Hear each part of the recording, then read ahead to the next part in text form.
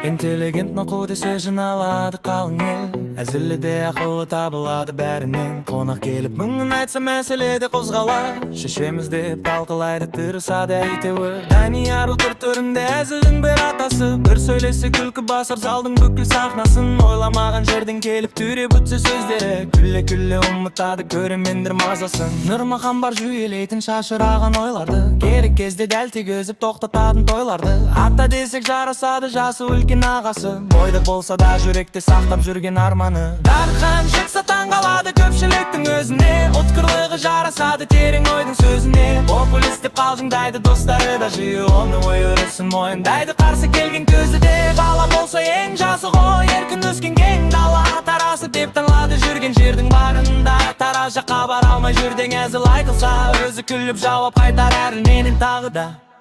Төртеуі бір үстелде жарасымда отырған, күлкіменен парасатты қатар алып шыққан жан. Интеллигент ноғы болып елдің көңілін көтеріп, қазақтың кең сахнасында жарқырай бір шырақтар.